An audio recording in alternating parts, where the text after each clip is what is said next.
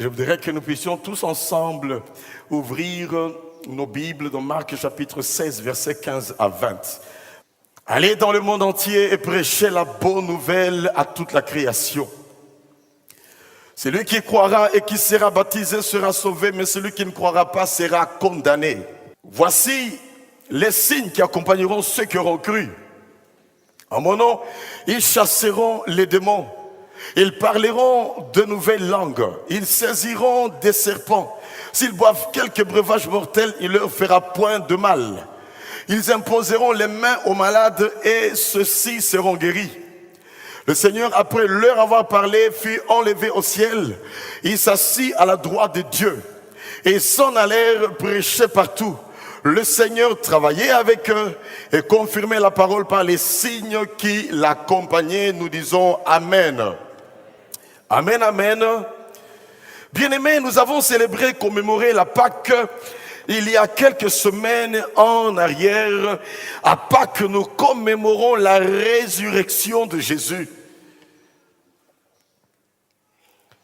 Nous savons qu'après sa résurrection, Jésus a eu à enseigner ses disciples pendant 40 jours, leur parlant des choses qui concernent le royaume de Dieu. Et après cela, il y a eu son ascension après les 40 jours. Et nous savons que après son ascension, 10 jours après, ça sera la Pentecôte.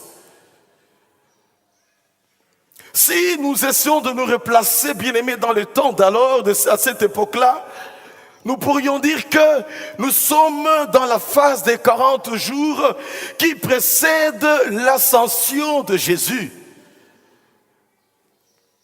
Et n'est-ce pas que la Pentecôte, ça sera environ dans 2 semaines que nous allons célébrer la Pentecôte. Donc on peut dire quelque part que nous sommes dans cette phase-là où Jésus était en train d'enseigner ses disciples, leur parlant des choses très importantes avant de pouvoir s'en aller. Vous savez, lorsque Jésus était à la croix de Golgotha, il a eu à pouvoir transmettre 7 paroles. Et nous savons que les paroles d'un mourant sont des paroles qui sont testamentaires. On a déjà eu à pouvoir prêcher sur les 7 paroles de la croix. Et lorsqu'on les parcourt, bien-aimés, nous voyons que ça prend le résumé pratiquement de toute sa mission. On fait toujours attention aux paroles d'un mourant. Même dans nos familles, lorsqu'une personne est en train de mourir et dit, voilà, venez, écoutez, j'ai quelque chose à dire, on est très attentif. Autant, bien-aimés, les 7 paroles de la croix ont été 7 paroles testamentaires. De même, avant son ascension, les messages que Jésus a transmis à son peuple, et particulièrement les tout derniers messages, sont d'une importance capitale. Parce que un partant, un voyageur, lorsqu'il voyage, il laisse des instructions. Il laisse des recommandations. Cela veut dire qu'il part, il reviendra. Et en donnant ces recommandations, il veut trouver que les recommandations ont été appliquées à la lettre. Et parmi ces recommandations, bien-aimés, il y a donc ce message que nous avons lu, où Jésus a dit, allez, par tout le monde, prêchez la bonne nouvelle, faites des nations des disciples. Il est capital de savoir que, avant qu'il ne puisse monter, il a donné cette instruction. Et dans Actes même, chapitre 1er, verset 8, on verra qu'il va laisser le complément incontournable, la puissance du Saint-Esprit qui va venir. Il a promis, vous recevrez une puissance, celle du Saint-Esprit, et vous serez mes témoins. Comme pour dire qu'il partait à la Pentecôte, le Saint-Esprit va venir. Nous parlerons de cela, bien-aimés, de la Pentecôte, lorsqu'on va y approcher très très bientôt. Mais je voudrais d'abord que nous puissions très bien saisir, bien-aimés, Cet ordre missionnaire que le Seigneur nous a donné. D'où le thème que j'ai eu à pouvoir relever pour notre message aujourd'hui. La pertinence de la mission pour le salut des âmes. La pertinence de la mission pour le salut des âmes. Une des dernières paroles de Jésus avant de pouvoir s'en aller, il a dit « Allez !» Quand nous disons, bien-aimés, pertinence, cela veut dire que nous parlons des biens fondés de cet ordre suprême qu'il a donné. Cela veut dire que nous parlons des raisons les plus profondes pour lesquelles le Seigneur a donné cet ordre. Et ceci est très capital parce que on peut risquer d'être un chrétien habitué à venir le dimanche au culte, habitué à venir à l'église, mais à un certain moment, on ne parlait plus du salut des âmes, on n'est plus en train d'évangéliser. On dit qu'on a un département de l'évangélisation. Oui, du point de vue organisationnel, nous avons un département qui est là pour évangéliser. Mais c'est une mission bien-aimée qui a été donnée à chacun d'entre nous. Et nous disons Amen. C'est une mission qui est donnée à chacun d'entre nous. Il n'y a pas que le département d'évangélisation qui rendra compte à Dieu. Bien-aimé, cet ordre a été donné à chacun d'entre nous. Chacun d'entre nous, nous aurons à rendre compte à Dieu. Est-ce que nous avons parlé de lui à ceux qui nous entourent? Est-ce que nous avons parlé du Seigneur dans nos familles? Est-ce que nous avons parlé du Seigneur dans notre milieu scolaire académique? Est-ce que nous avons parlé du Seigneur dans notre milieu, que dirais-je encore, dans nos voyages, dans des circonstances diverses, lorsqu'on est dans les deuils, est-ce qu'on aura parlé du Seigneur? Prêche la bonne nouvelle, Paul va-t-il dire à Timothée, à temps et à contre-temps, prêche la bonne nouvelle. Amen, amen. Cette caractéristique qui en fait la pertinence. Cette caractéristique qui font la pertinence de cette mission. Premièrement, nous devons savoir que c'est une mission divine. Amen. Ce n'est pas une mission donnée par un homme. Mais c'est Dieu, Jésus est Dieu. C'est une mission qui est divine. Le verset 15 nous dit, il leur dit, et ce pronom « il », bien-aimé, nous réfère à Jésus. Il leur dit, c'est Jésus qui donne cet ordre missionnaire. Dans l'armée, lorsque, bien-aimé, un soldat supérieur donne ordre aux subalternes, absolument, il doit y avoir exécution de cet ordre. Dans toute entreprise, bien-aimé, lorsqu'un chef donne ordre à un subalterne, absolument, il doit y avoir exécution. Et quand il n'y a pas exécution, on va dire qu'il y aura eu insubordination. Il ne s'est pas soumis. Il ne s'est pas subordonné à l'instruction qu'il lui a donnée. Il n'a pas mis en pratique ce qu'on lui a donné, ce qu'on lui a demandé de faire. Et il s'ensuit toujours des conséquences. Frères, sœurs, si nous savons ainsi obéir aux hommes, si une femme sait obéir à son mari, si les enfants savent se soumettre aux parents, à combien de plus forte raison nous sommes appelés à obéir à l'ordre suprême. Amen, amen. C'est Jésus qui a donné cela. Et l'importance d'une parole bien-aimée est liée à l'importance du locuteur, de la personne qui livre cette parole. Selon le niveau d'autorité de la personne, il y a une importance qu'on doit accorder, bien-aimé, à l'ordre qui est donné. Et Jésus est Dieu. C'est lui qui a parlé. Allez, le ressuscité du troisième jour, avant son ascension. C'est lui qui a dit, allez. Jésus n'est pas un simple prophète, bien-aimé. Comme pensent certaines religions ou certaines personnes, Jésus n'est pas un philosophe. Jésus n'est pas un moraliste. Jésus est Dieu, Fils de Dieu.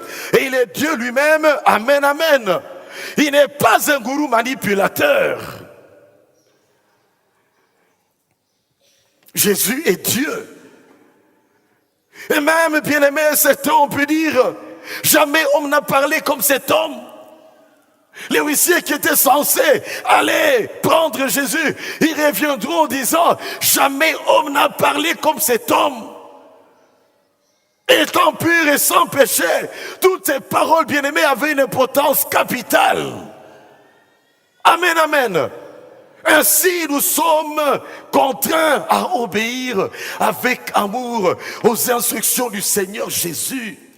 C'est bien beau que nous cherchions les faveurs divines, bénédiction matérielle, bénédiction financière, concevoir, avoir des enfants, trouver du travail et que sais-je encore. Oui, mais nous devons savoir que le Seigneur nous dira à chaque fois, que fais-tu pour moi? Tu veux que je fasse ça pour toi, mais que fais-tu pour moi? Et ce que le Seigneur attend de chacun d'entre nous d'abord, c'est quoi?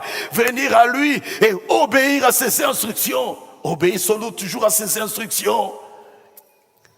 Savez-vous que des fois on peut être exaucé par Dieu parce qu'il s'est dit, mais que fais-tu pour moi? Que je fasse des choses pour toi, mais toi, que fais-tu pour moi? Tu es sauvé, toute ta famille est restée païenne. Quel est ton témoignage dans cette famille? Tu as le salut, mais pourquoi tu vas rester égoïste par rapport à ce salut? Parle de moi aux autres. Fais mon travail et je ferai les choses pour toi. Amène les âmes à moi et je t'amènerai tout ce dont tu as besoin.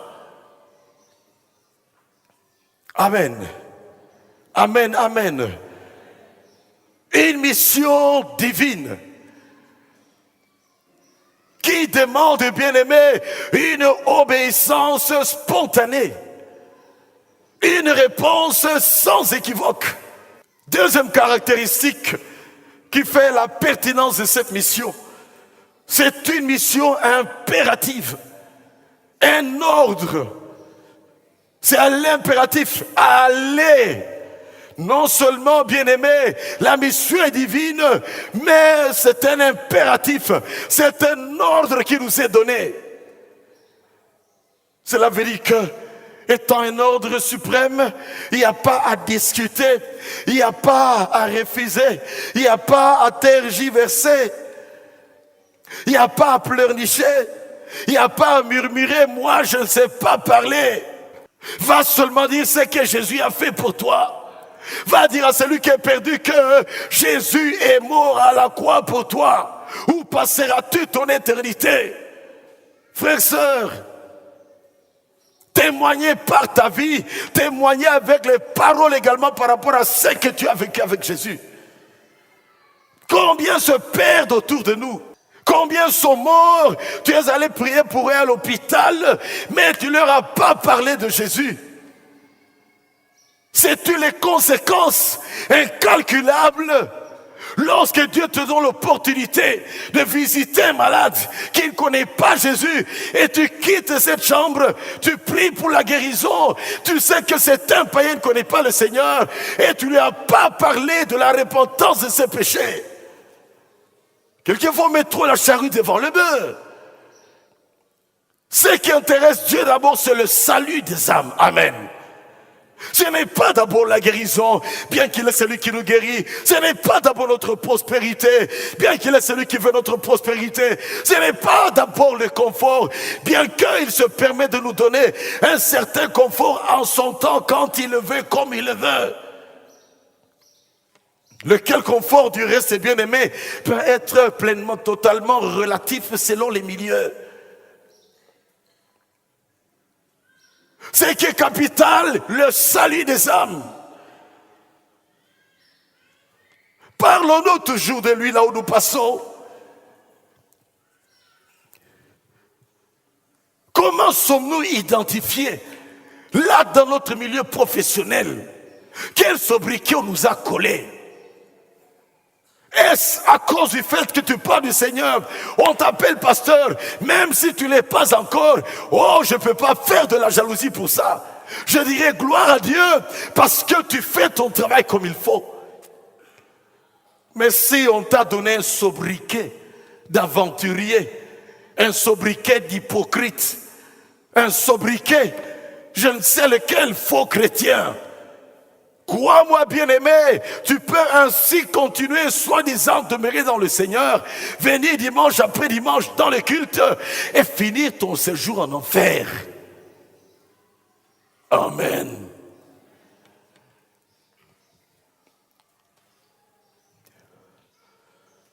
C'est une mission impérative qui demande une obéissance tout azimut. Parce que Jésus lui-même, il a été obéissant. Philippiens 2, vers le verset 6, il nous a dit qu'il n'a pas regardé le trône comme il pourrait arracher d'égal avec Dieu, mais il s'est abaissé, il s'est humilié. Mais voici au Père pour faire ta volonté. Le missionnaire par excellence, c'est Jésus. Amen, amen. Il est le missionnaire par excellence. Il a fait une mission sacrificielle, une mission désintéressée, une mission bien-aimée pour que tous puissent être sauvés, ceux-là qui vont accepter Jésus bien sûr. Parce qu'il y a des conditions. Répands-toi, invite Jésus dans ton cœur pour qu'il soit ton sauveur et ton Seigneur. Et alors là, il entre en toi, il te prend en charge, il règne dans ta vie, il conduit ta vie à beau port. Quelle paix, bien-aimé, lorsqu'on a donné sa vie à Jésus. Qu'est-ce qui te tourmente, mon frère, ma soeur? Peut-être qu'il te reste qu'une seule chose, donner ta vie à Jésus. Qu'est-ce qui te tourmente, mon frère, ma soeur, toi qui es venu?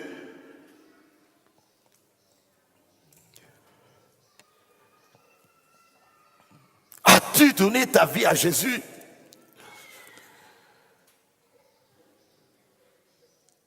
Et parce que tu as donné ta vie à Jésus, veux-tu également maintenant faire cette mission également? Ce n'est pas une supplication, il n'est pas en train de nous supplier. En lingala, on dira, Ezel comme un robot de la tête. Non, c'est une instruction qui est donnée. Quand je laisse des instructions dans ma maison, je tiens à ce que l'instruction puisse être faite comme je l'ai demandé. Et lorsqu'on n'obéit pas à une instruction, on est chagriné. Quand on n'obéit pas à une instruction, selon ce que l'on a demandé, eh bien, quelque part, ça fait mal. Et il peut y avoir des conséquences à cela. Ne cherchez pas à avoir des conséquences négatives de la désobéissance, à ne pas bien vouloir obéir au Seigneur bien-aimé. Il ne nous prendra jamais la main pour nous tirer. Il ne va jamais nous soulever pour nous placer sur la route et nous donner la Bible en main. Tu as reçu quelque chose. Si ton salut est réel, si ton salut est authentique, c'est que tu as reçu, tu ne peux que le communiquer également à ceux qui sont autour de toi. Amen, amen, amen. Tu ne peux que le communiquer autour de toi ce que tu as vécu. Des fois, je me pose des questions. Est-ce que aujourd'hui les gens croient en Jésus comme nous on avait cru en Jésus? Parce que lorsqu'on a cru en Jésus, le zèle du Seigneur nous dévorait. On n'arrêtait pas d'être dans la maison de Dieu. On n'arrêtait pas de prier pour le salut des âmes. On n'arrêtait pas de bombarder l'évangile à ceux-là qui étaient encore dans le monde. Certains nous rejetaient, d'autres nous acceptaient. Mais laisse-moi vous dire que même ceux-là qui nous ont rejetés, ils ont fini pour certains par venir au Seigneur. Ceux-là qui nous ont rejetés, ils ont fini par commencer à recommander, bien-aimés, des gens pour venir à nous et écouter notre prédication. Pourquoi? Oh, le zèle de la maison de Dieu nous dévore. Ne soyons pas passifs. Vous savez, il est quelque part anormal qu'on puisse avoir 600 places là devant moi. Frères et sœurs, c'est ton travail, c'est mon travail de gagner une âme, de suivre cette âme, de l'amener. Il y a la place pour tous, même s'il faut passer à 2 cultes. Je suis prêt parce que c'est ma vocation à faire un travail sacrificiel pour faire un autre culte après le premier culte. Parce que c'est l'appel de Dieu. C'est une vocation divine. Dis à ton voisin, fais-tu ton travail pour gagner les âmes au Seigneur. 1 Samuel chapitre 15 verset 22 nous dit, l'obéissance vaut mieux que les sacrifices. Cela veut dire, je m'excuse de pousser un peu fort là, cela veut dire que tu peux bien nous offrir tout un tas de chaises pour que nous puissions remplir nos sièges ici en cet endroit. Tu donnes de l'argent pour des centaines de chaises.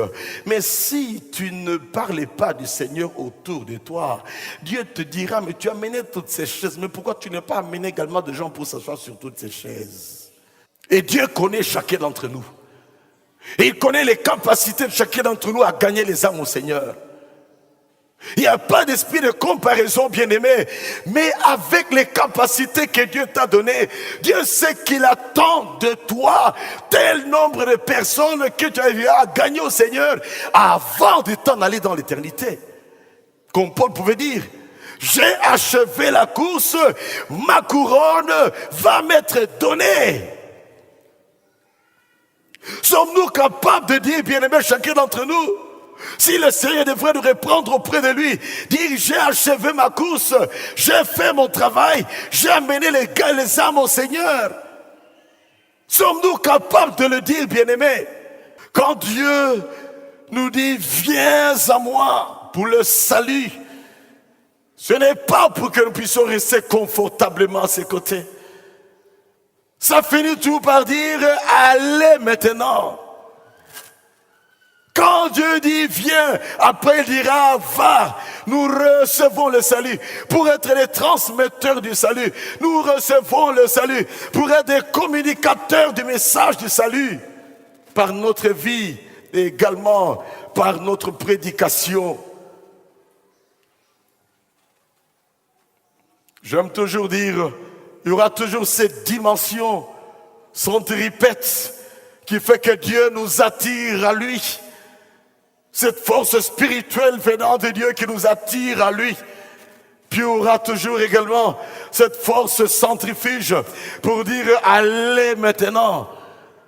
Nous quittons le monde pour venir à Dieu, bien-aimé, et après il nous renvoie vers le monde pour leur parler de lui-même, pour leur parler du salut, pour leur parler du bien qu'il est capable de faire, la paix qu'il peut donner dans un cœur tourmenté et troublé.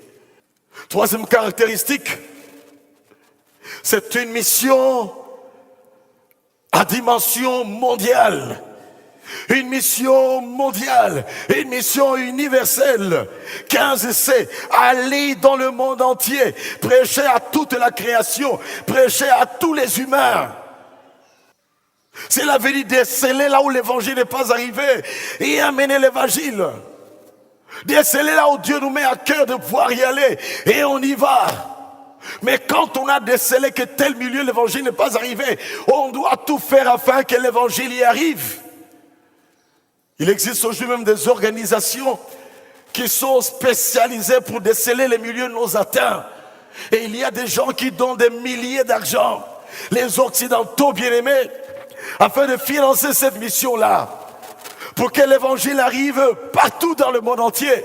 Dans les tribus non atteintes, chez les pygmées avec leur multiplicité de langues qu'il y a chez eux. Il y a de ceux-là qui vont jusque dans ces milieux-là. On aura la grâce d'avoir encore une fois au milieu de nous un de nos bien-aimés que j'ai connu au Bénin et qui fait ce travail actuellement. Et quand il vous montre des photos, comment est-ce qu'il se retrouve des fois dans des pirogues, dormir dans des milieux très compliqués, rencontrer des serpents. Tout cela, bien-aimé, des risques pour que la bonne nouvelle du salut parvienne à tout le monde. Amen, amen, amen. Les traditions ne peuvent pas sauver. La religion ne peut pas sauver. L'humanisme ne peut pas sauver. Tout ce qu'on rencontre dans beaucoup de loges mystiques ne peut pas arriver à sauver. Aucun humain ne peut arriver à sauver. Aucun chef spirituel ne peut arriver à sauver. Le salut n'est qu'en une seule personne, Jésus-Christ. C'est lui qui a versé son sang à la croix, afin que quiconque croit en lui ne périsse point, mais qu'il puisse avoir la vie éternelle. Amen, amen. Seul en Jésus, il n'y a pas un nom qui a été donné parmi les hommes pour le salut des hommes, si ce n'est que le nom de Jésus. Il a dit, je suis le chemin, je suis la vérité, je suis la vie. Nul ne peut aller au Père qu'en passant que par moi. Je suis la lumière du monde. Pour chasser les ténèbres, bien-aimés, qui aveuglent beaucoup de gens dans des sectes, dans des loges mystiques. Jésus, c'est lui qui nous a dit, vous êtes la lumière du monde. Mais notre lumière vient d'où? Ça vient de lui-même. C'est lui qui a dit, vous êtes le sel de la terre, mais notre saveur vient d'où? Ça vient de lui-même. Quand Christ est en vous, bien-aimés, c'est l'espérance de la gloire. Quand Christ est en vous, bien-aimés, vous avez les potentialités pour amener beaucoup d'âmes à Jésus-Christ. Car seulement par votre vie, les gens peuvent s'intéresser à vous. Cherchez à connaître le secret de votre vie de paix, le secret de votre droiture, le secret d'une vie de justice dans votre vie, le secret de votre marche sans tomber dans l'immoralité, le secret d'une vie honnête, le secret d'une vie transparente, le secret d'une vie qui est une bénédiction. Ce secret n'est rien d'autre que Jésus-Christ. Allez dans le monde entier. Vous serez mes témoins, Actes 1:8. À Jérusalem, dans la Judée, dans la Samarie, jusqu'aux extrémités de la terre, par la puissance du Saint-Esprit. Mais je ne mets pas beaucoup d'accent sur le Saint-Esprit aujourd'hui, parce qu'on aura bientôt un grand séminaire sur le Saint-Esprit, qui sera suivi de la Pentecôte, que nous allons célébrer ensemble. Vous serez mes témoins à Jérusalem, dans la Judée, dans la Samarie, jusqu'aux extrémités. Jérusalem, notre milieu de vie habituel. Jérusalem, notre commune, ou si vous voulez bien, notre ville. La Judée, tout ce qui est autour de nous. La Samarie, un peu plus loin, à l'intérieur du pays, ou l'Afrique. Le monde entier, cela veut dire que l'Amérique, l'Asie, l'Australie, partout dans le monde entier, Dieu nous veut être des missionnaires. Dieu veut que chacun d'entre nous, nous soyons des missionnaires. Dieu veut que chaque église soit missionnaire. Et une église qui n'est pas missionnaire est démissionnaire. Une église, bien aimé, qui n'est pas une station missionnaire, devient une mission stationnaire qui reste là à la station. Comme les stations d'essence, qui ne peut pas bouger. Ne soyons pas, bien aimés, une mission stationnaire. Que notre famille soit une famille missionnaire. Est-ce que nos enfants gagnent des âmes au Seigneur? Une famille missionnaire doit avoir l'épouse, le mari et les enfants qui gagnent des âmes au Seigneur. Une famille qui arrive à influencer d'autres familles, à gagner ces familles-là, pour que ces familles viennent également au Seigneur. Et c'est gratuit, il n'y a rien à acheter. J'ai été bien aimé dans des sectes. Là-bas, il fallait donner de l'argent pour avoir certains pouvoirs. J'ai été chez un féticheur il y a très longtemps avant de me convertir. Il fallait donner de l'argent. Mais la Bible nous dit dans Ésaïe 55, venez acheter sans argent. Quel contraste, bien aimé. Qu'on vous dit, venez simplement recevoir gratuitement. Le salut est gratuit. Dieu a tant aimé le monde qu'il a donné son Fils. Il a offert son sang à Dieu le Père afin que nous soyons libérés de l'esclavagisme du péché. Le prix de notre salut, c'est le sang de Jésus, sang précieux, sans tache ni ride, qui parle plus que le sang d'Abel. Le sang de Jésus, qui vaut plus que le sang des taureaux et des boucs, qui ne pouvait que couvrir tout simplement le péché du peuple. Le sang de Jésus qui ôte le péché du peuple, qui ôte le péché du monde. Ce qui a valu à Jean-Baptiste, qui avait des disciples qui le suivaient. Et quand il a vu Jésus, il a dit, voici l'agneau de Dieu qui ôte le péché du monde. Je ne suis pas digne de pouvoir même délier le courroie de ses sandales. C'est lui, c'est lui, c'est lui, c'est lui. Suivez-le maintenant. Vous avez assez été avec moi. Je n'étais qu'un précurseur pour vous montrer le chemin. C'est lui le chemin. C'est lui Jésus. Attachez-vous à lui. En lui vous aurez la vie. En lui vous aurez la paix. En lui vous aurez la joie. En lui vous aurez le bonheur. En lui vous connaîtrez l'épanouissement. En lui vous aurez la guérison. En lui vous aurez les bénédictions. L'élévation véritable vient de lui. Et non pas des gourous, des marabouts, des féticheurs. Les nominations véritables viennent de lui. Et non pas quand on a été tripoté derrière des maisons de féticheurs et des sorciers. L'élévation véritable vient de lui. Et non pas des gourous ni des talismans bien-aimés. C'est pour cela que dans la vie, il ne faut pas forcer les choses. Accroche-toi au Seigneur, serre le Seigneur, compte sur lui, fais ce que tu dois faire et Dieu t'étonnera, Dieu t'épatera pour ce qu'il fera pour toi. Et Dieu t'étonnera et Dieu t'épatera à la façon dont il va diriger la vie. Les gens te verront plus tard et se poseront la question, est-ce la même personne que j'ai connue il y a 5 ans? Et c'est la même personne qui était tourmentée par les esprits. Et c'est la même personne qui était un grand malheureux. Et c'est la même personne qui était autrefois un peureux. Et c'est la même personne ou pas la même personne. Comme lorsqu'en 1981, cet ami d'enfance qui est déjà décédé va atterrir chez moi. Je l'ai déjà dit dans une de mes prédications. Il atterrit chez moi subitement en Europe, 22 heures. Il n'a pas il n'y avait pas de téléphone de toute façon portable à l'époque. Et puis voilà, au parlophone, il va dire c'est moi X. Dis, est-ce toi véritablement? Comment tu peux arriver ici? Par quel miracle tu as pu arriver ici? Pendant près de 5 à 7 minutes, j'étais dans des hésitations. Était-ce la même personne que je connaissais bien, avec un niveau social qui était tellement bas? Était-ce la même personne? Qu'est-ce qui a fait qu'il se retrouve comme ça pour venir chez moi? Est-ce la même personne qui après va me dire viens accompagne-moi dans une église? Est-ce la même personne? C'est pas possible.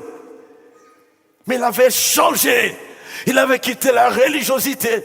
Il avait quitté les plaisirs de ce monde. Il avait quitté les aventures de ce monde. Il avait donné sa vie à Jésus. Et Jésus lui avait dit, tu es un outil que je vais utiliser dans mes mains pour le salut des âmes. Amen, amen.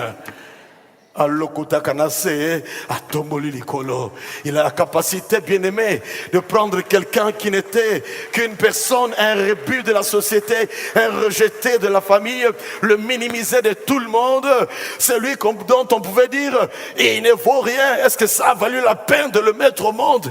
Dieu aime récupérer de telles personnes, les changer, les transformer, les équiper spirituellement d'abord et après les bénir tellement matériellement, jusqu'à ce que les gens diront que le Dieu là qu'ils prient, c'est le Dieu qui est vrai. Amen, amen. Une mission mondiale, partout. Et la parole du salut avec la grâce de Dieu et la provision qu'il vous donne, que vous nous donnerez, ira partout dans le monde. Amen, amen. Nous sommes une église missionnaire. Dis à ton voisin, nous sommes une église missionnaire. Nous serons partout dans le monde entier. Amen, amen, amen.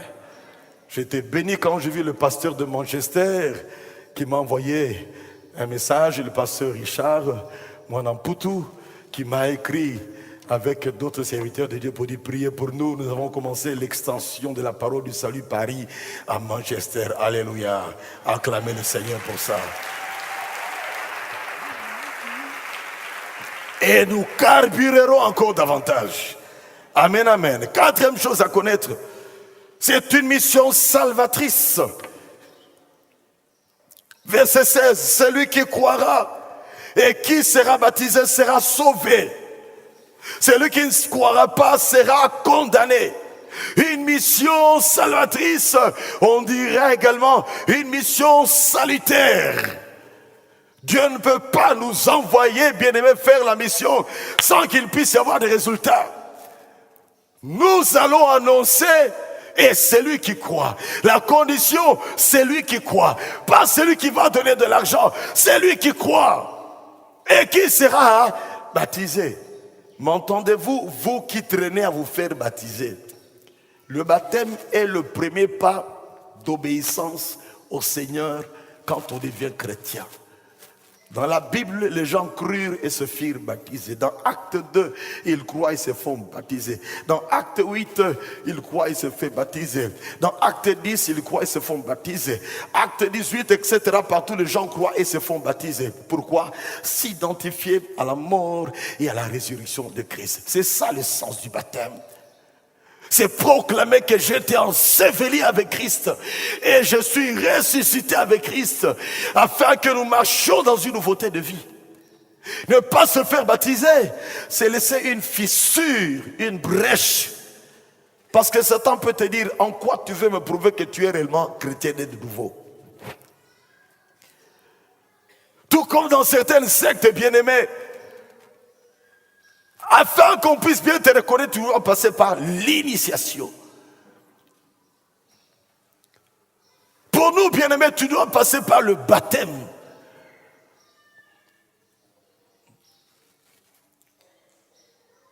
En pleine conscience du fond de ton cœur, tu reconnais en qui tu as cru. Les bons choix nous amèneront, bien-aimés, à la gloire de Dieu. Les mauvais choix, les mauvaises décisions peuvent risquer, bien-aimés, de pouvoir anéantir les faveurs de Dieu pour nos vies. Papa a dit, maman a dit, tu n'es pas encore mûr. Tu n'as rien compris encore sur le baptême. Quand je me suis converti, là-bas, je savais en qui j'ai cru. Je savais d'où je venais.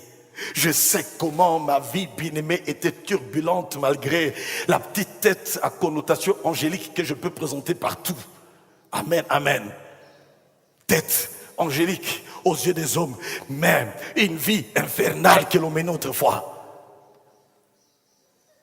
Mais quand j'ai découvert Jésus-Christ, alléluia, je me suis dit,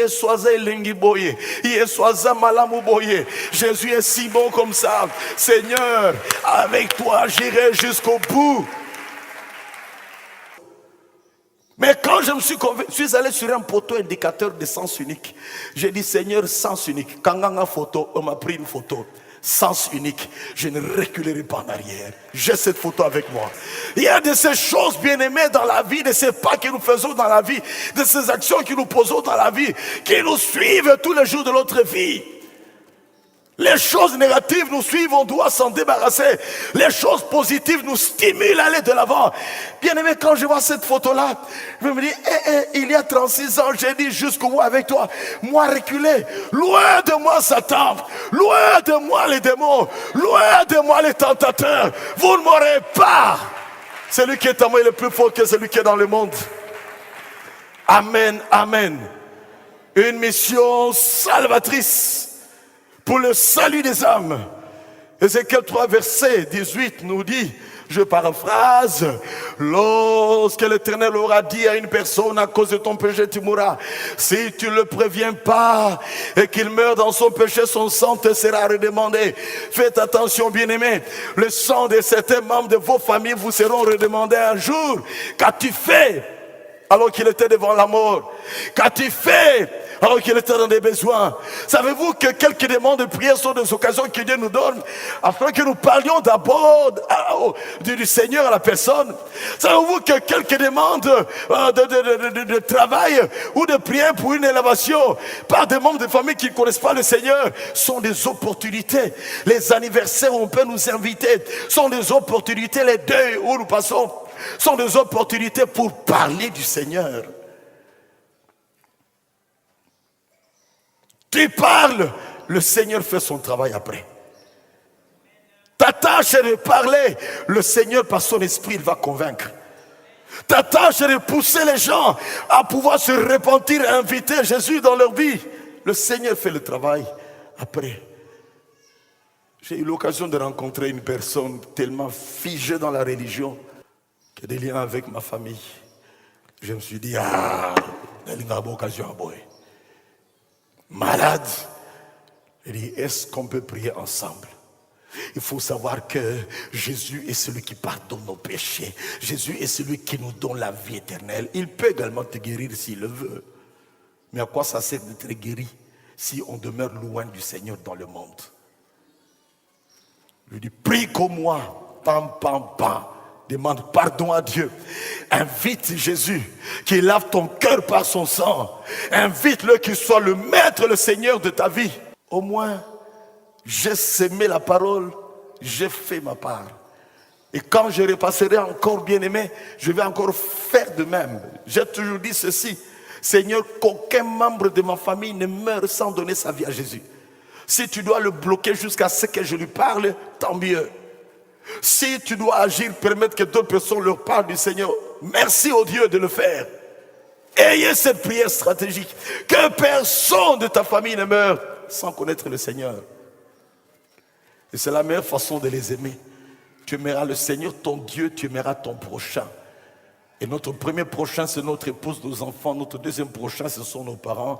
Notre troisième prochain, ce sont tous les cousins et autres, ce sont nos prochains. La meilleure façon de les aimer, ce n'est pas toujours de leur donner de l'argent. Ce n'est pas toujours de leur donner l'argent de garantie. Ce n'est pas toujours de pouvoir leur octroyer des choses de ce monde qu'on n'a pas amené et qu'on n'emportera pas non plus. La meilleure façon de les aimer est de leur présenter Jésus-Christ qui sauve, Jésus-Christ qui a franchi, Jésus-Christ qui a des meilleures portes qui peut ouvrir dans nos vies. Amen, amen. Parles-tu de Jésus autour de toi?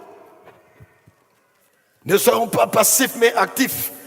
Ne soyons pas négligents mais agissants. Ne soyons pas statiques, bien-aimés, mais soyons dynamiques. Ne soyons pas découragés même si on s'est moqué de nous. Laisse que le Saint-Esprit rallume le dynamisme de la foi et que tu reprennes courage et que tu sois encouragé pour continuer à parler du Seigneur. Et du reste, n'est-ce pas que la Bible dit qu'il ne nous a pas donné un esprit de timidité, mais un esprit de force, un esprit d'amour et un esprit de sagesse. Amen, amen, amen. N'aie pas peur, même ton chef. Une situation peut arriver, eh bien, avec beaucoup de sagesse, tu peux amener ton chef à accepter Jésus. Et laisse le Saint-Esprit faire le reste.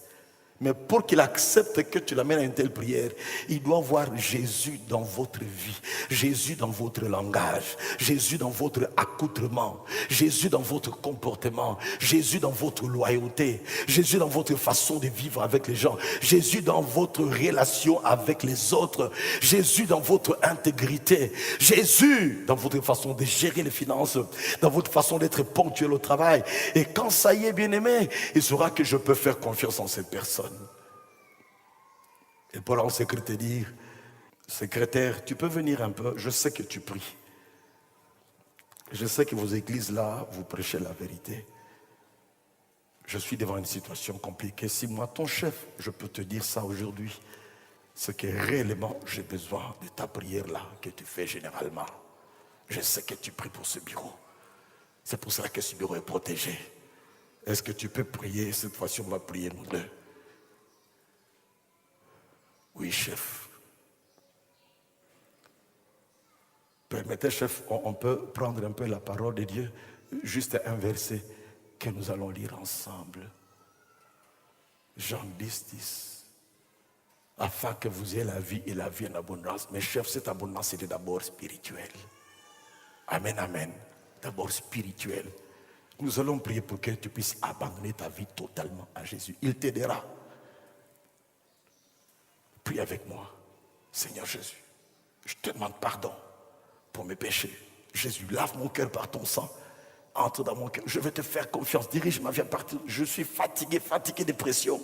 Fatigué de tout ce travail. Fatigué de tout ce qui se passe autour de moi. Jésus, Jésus, Jésus. Eh ben, tu l'amènes à Jésus. Et toi, tu demeures sage. Chut. Il ne faut pas dire, on appelle un si chef touche. Chef, Nazuyawa. Non. Qu'as-tu que tu n'aies reçu? La discrétion est une très grande vertu dans la vie.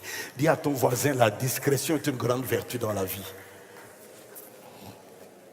Tout le monde ne doit pas savoir que tu as eu à amener ton chef au Seigneur.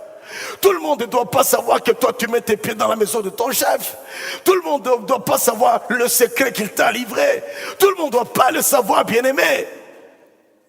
Quelquefois on manque de sagesse. Et on détruit les relations au manque de sagesse. Et on perd la confiance de ces gens. Il t'a glissé quelque chose, tu vas le dire, et ça va circuler. Et ça lui parvient à l'oreille, il dit, ce n'est qu'à tel que j'ai dit cette affaire. Alors qu'est-ce qui va t'arriver après? Faux chrétien. Toi-même, tu bâtis, toi-même, tu détruis. Cinquièmement, c'est une mission puissante. Verset 17. Voici les signes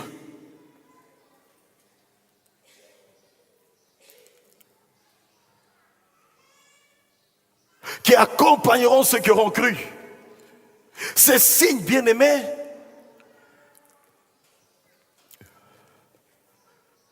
c'est pour le transmetteur du message et c'est pour le récepteur du message quand il aura cru.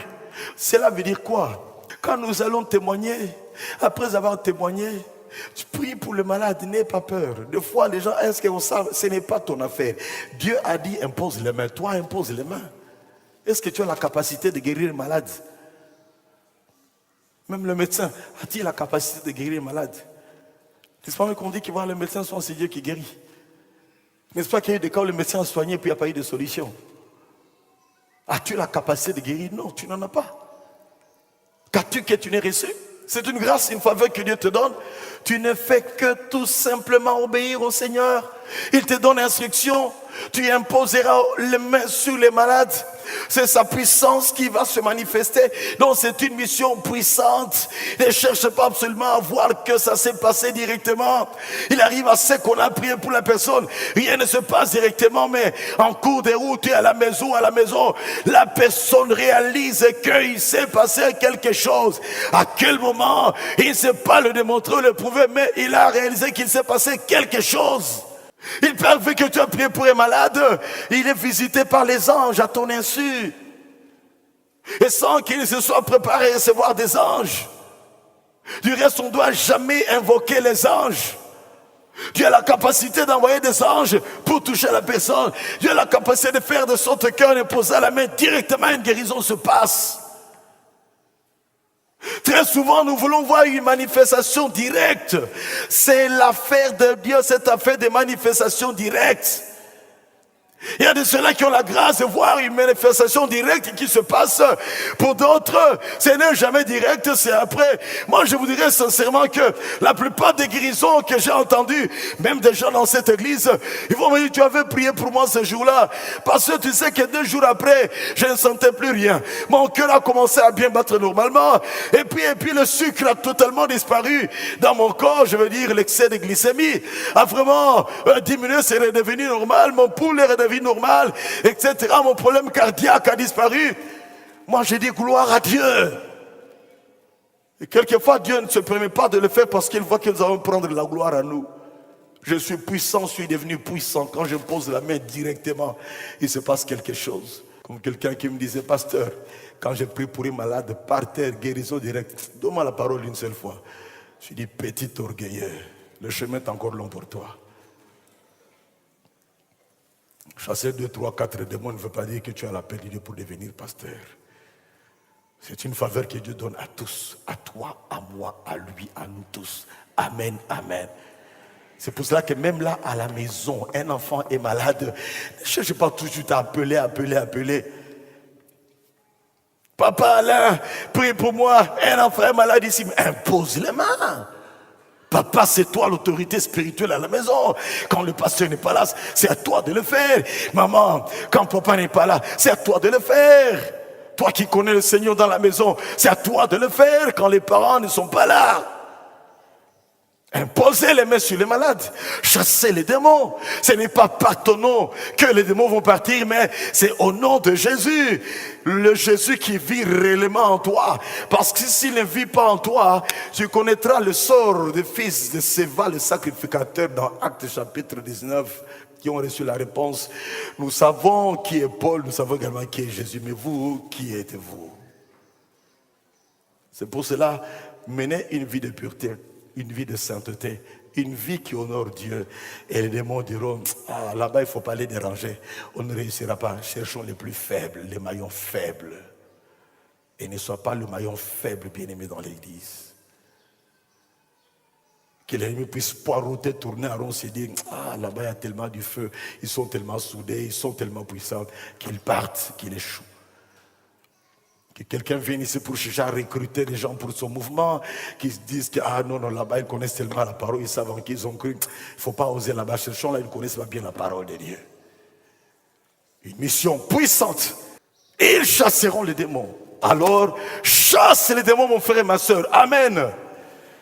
Ils parleront de nouvelles langues. Sois baptisés dans le Saint-Esprit, afin de dire des mystères également à Dieu. Amen.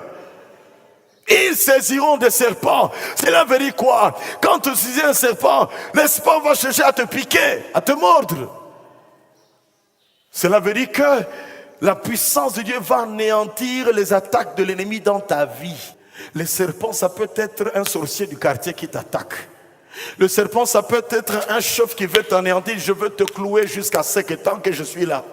Le serpent, ça peut être, que dirais-je, une maladie qui cherche à te tuer. La Bible dit que ça ne te fera aucun mal au nom de Jésus. Amen. D'où tu saisiras le serpent. Rien de mal ne t'arrivera quand tu vas maintenant être face à face avec les puissances d'opposition, les puissances des ténèbres, les attaques subtiles de l'ennemi. L'ennemi attaque subtilement comme le serpent. Il te regarde, mais entre-temps, il envoie sa queue. Dès qu'il t'a eu, il commence à t'enrouler. Il te distrait en te regardant en face. Entre-temps, il envoie sa queue, il commence à t'enrouler. La Bible dit, tu le saisiras. Il ne te fera aucun mal. Amen, amen. Comme le Goliath qui a été abattu par David avec les stratégies divines. Tu prendras des breuvages mortels, ça ne te fera pas de mal. Il ne faut pas aller essayer de dire, non mais là, nous poison. Venez, venez, venez, venez, je vais vous prouver que je suis rempli d'esprit. Poison, tu vas mourir. Cela veut dire quoi? On peut t'empoisonner sans que tu le saches. Mais la Bible dit, ça ne te fera pas du tout de mal. Miraculeusement, où Dieu permettra que tu puisses avoir des antidotes pour pouvoir annuler l'effet de cela. Amen. Une mission puissante. Sixièmement, c'est une mission bien-aimée qui a été inaugurée par les premiers disciples. Le verset 20, il dit ceci: ils s'en allèrent. Le Seigneur travaillait avec eux. Ils s'en allèrent. Une mission inaugurée. Si c'est inauguré, ça veut dire que nous pouvons continuer également cette mission. Amen. Les disciples ont commencé, ils ont fini leur course, ils ont été relayés par d'autres serviteurs de Dieu, par d'autres chrétiens, tout au long des générations, tout au long des décennies et des siècles. Bien-aimés, à nous de relayer, de prendre le bâton de la mission. C'est comme une course à relais. Chacun d'entre nous doit tenir le bâton de la mission, être missionnaire, et à la fin de sa vie, il passe le bâton à quelqu'un d'autre qui continue. Du reste, on ne le donne pas. Comme ça, à la fin, vous remarquerez bien que lorsqu'on est en train de passer le bâton de relais, on court encore un peu avec la personne pour ne pas perdre la vitesse, puis on lui lâche le bâton, la personne continue, et après toi, tu peux te reposer maintenant un tout petit peu. Amen, amen. Course à relais. Nos prédécesseurs dans toutes les générations ont annoncé Jésus. Ils ont vécu de grandes choses. L'évangile est demeuré. Jésus a dit, je bâtirai mon église. Les portes de séjour de mon ne prévaudront point contre mon église. Ainsi de suite, bien-aimés, cette course à relais n'est pas terminée. Toi et moi, tant que nous sommes vivants, nous sommes missionnaires. Tant que notre bouche peut encore parler, nous sommes missionnaires. Quand on était véritablement missionnaire, ta vie peut continuer à parler même si tu n'es plus vivant. Amen. Septièmement, c'est une mission qui sera rémunérée. Amen, amen. Rémunérée. Il y a des couronnes qui nous attendent. 1 Thessaloniciens 2, verset 19. Il y a des couronnes de joie qui nous attendent. Comment seront ces couronnes? Je ne sais. On parlera prochainement de toutes ces couronnes qui nous sont réservées là-haut. Mais en dehors de cela, j'aime toujours le dire, il est dit dans 1 Timothée 4, je pense, verset 8, exerce-toi la piété. Faire la mission, c'est la piété, parce qu'il a les promesses de la vie présente et de la vie à venir également. La piété. Amen, amen. La piété, c'est être au service du Seigneur tout au long de sa vie. Témoin de Christ. prédicateur de Christ, vivant Christ, reflétant Christ, allant partout avec Jésus-Christ de Nazareth. Amen, amen, amen, amen. Vu, bien-aimé, cette pertinence, les 7 éléments qui font la pertinence de cette mission divine, il y a une urgence à pouvoir nous lever, à pouvoir accélérer pour d'autres encore, à pouvoir persévérer pour amener des âmes au Seigneur. Amen, amen. Nous allons nous mettre debout, bien-aimés. Nous allons maintenant prier encore pendant quelques moments et renouveler notre engagement pour le salut des âmes. Oh, la pertinence de la mission pour le salut des âmes. C'est une mission qui est divine, une mission impérative également. Lève ta voix, bien-aimé, et commence à te réengager à pouvoir servir le Seigneur. Seigneur Jésus, Seigneur Jésus, Seigneur Jésus, je te demande pardon. J'ai perdu des membres de famille. J'allais tout le temps à l'hôpital, jamais je leur ai parlé clairement du Seigneur. J'ai eu peur ou j'ai eu honte. Si tu as eu peur ou honte, bien-aimé, le Seigneur risque d'avoir honte de toi également.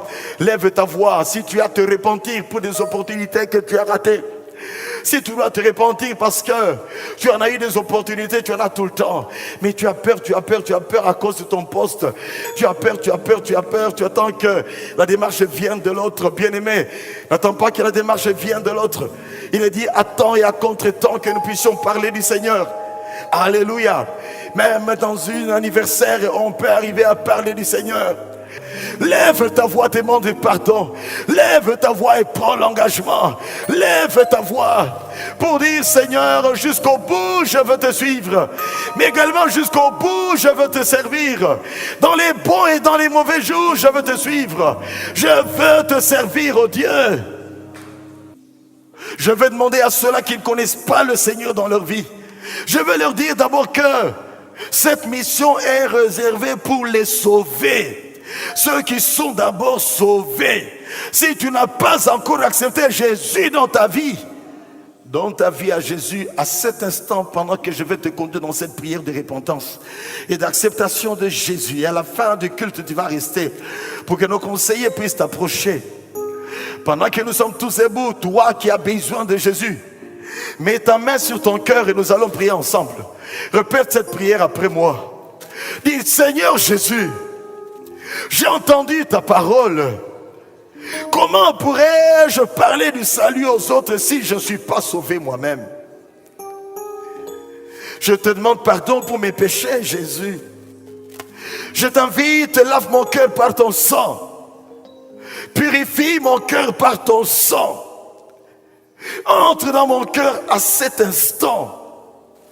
Règne dans ma vie, Jésus. Je suis fatigué du péché, fatigué des honneurs, fatigué des choses de ce monde. J'ai besoin de toi, toi qui donnes la paix. Jésus, entre dans mon cœur. Prends le contrôle de ma vie.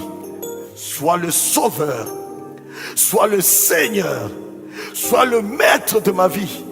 Conduis ma vie, Jésus. À partir d'aujourd'hui, je m'abandonne à toi. Règne dans ma vie.